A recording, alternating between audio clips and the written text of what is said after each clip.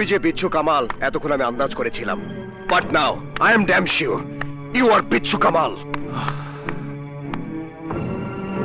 কি হয়েছে তোমার? কি এত ভাবছো? ভাবছি এতদিন তুমি ছাড়া কেউ জানতো না আমি সেই সন্ত্রাসী কামাল, কিন্তু আজ পৃথিবীতে আরেকজন মানুষ জানে কামাল কে, দেখতে কেমন। কে সেই মানুষ যার কারণে আমার জানুর মনের সুখ হারিয়ে গেছে? সে স্বপ্নপুর গ্রামের হাবিলদার স্বপন। So what? একটা ছিচকে পুচকে হাবিলদার তোমার একতরিতে সে উড়ে যাবে, আমি তাকে শেষ করে দিতে পারবো। তুমি জানো না ওর চেহারায় আমি কি ভয়ঙ্কর রূপ দেখেছি। হলোই বা, তুমি জানো না তোমার সাথে জড়িত সন্দেহে পুলিশ ডিপার্টমেন্ট তাকে সাসপেন্ড করেছে। এরপর গ্রামবাসী নাজেহাল করে স্বপনের মাকে। বেচারি সন্তানের কারণে তার চেয়ারম্যানের ইমেজে পড়েছে জুতার মালা। তাই নাকি? কিভাবে? এইভাবে।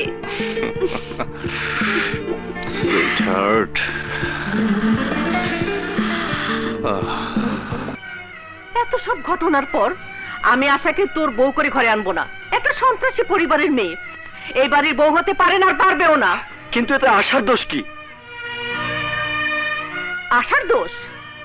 আশার দোষ সে দেশদ্রোহী স্বপনের বোন।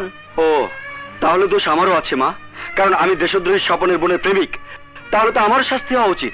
খবরদার বিজয়, তর্ক করবি না বলে দিচ্ছি। আশ্চর্য, তুমি এতদিনে মায়া খালাদের এই চিনলে মা, যে তোমার শুধু সই না, একজন উপকারী বন্ধু, যারা আমাদের দুঃসময়ে আমাদের পাশে থাকে সব সময়। বিচার পাচ্ছিলে না বাবার খুনিদের, সেই শাস্তিও পাইয়ে দিয়েছ ওই মায়া খালা। অথচ সব ভুলে গিয়ে আজ তুমি ওই চক্রান্তকারীদের সাথে সামিল হলে মা। ওদের মতো সুন্দর মনের মানুষ এই গ্রামে আর কয়টা আছে বলতে পারো?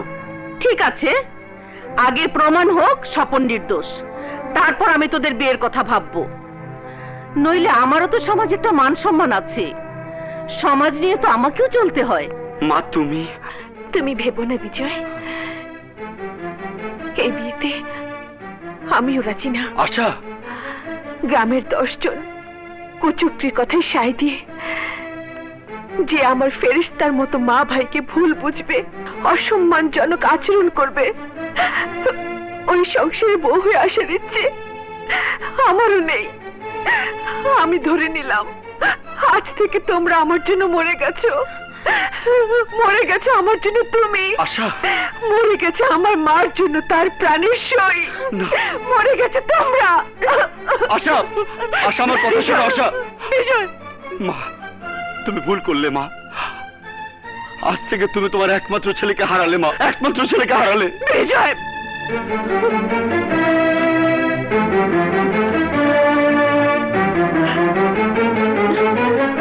কে? খালাই কথা বলেছে? দাঁড়া, আমি এখনই গিয়ে তাকে। আহা স্বপন, তুইও কি পাগল হয়ে গেলি? এমন তো হতেই পারে, পরে সব ঠিক হয়ে যাবে দেখি। না, ঠিক হবার আর দরকার নেই মা। দরকার আছে মা।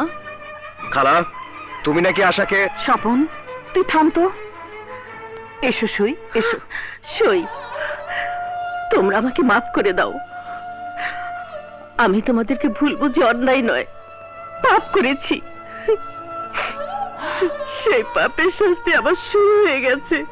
শাস্তি? কিসের শাস্তি খুলে বলো সই। আমি তোমাদের ভুল বুঝেছি বলে বিজয় রাগ করে আমাকে ছেড়ে চলে গেছে। আশাকে না পেলে সে না কেউ বাড়ি ফিরবে না। আমাকে তোমরা মাফ করে দাও। আহা ঠিক আছে সই, এতে মাফ চাওয়ার কিছু নেই। আমরা সুখে দুঃখে কেউ কারো পর নই।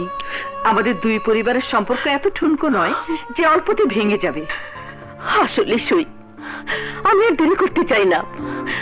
আশামাকে আবার ঘরে তুলতে চাই 2 দিনের মধ্যেই। 2 দিনের মধ্যে? হ্যাঁ বাবা, আমরাই তো, কোনো ঝামেলার দরকার নেই। একেবারে মন্দ বলনি সই। ওই ঘটনার পর থেকে আমি সারাক্ষণ আতঙ্কিত থাকি। স্বপন না হয় পুরুষ মানুষ, কিন্তু আশা, আমার বিরোধী দলের কোন নজর এখন আমাদের দিকে। কখন কি ঘটে তা আল্লাহই জানে। স্বপন তুই কি বলিস বাবা? আমি রাজি মা, আমার হাতে অনেক কাজ, তোমাদের দেবার মতো সময় আমার হাতে একদম নেই। চাচি তো আমাকে ঘরে তুলে নিতে চাইছে তার ছেলেকে ফিরে পাবার জন্য। আমি রাজি না মা, আমি গেলাম। আরে আশা, আশা যেও না। যাবে আর কত দূর?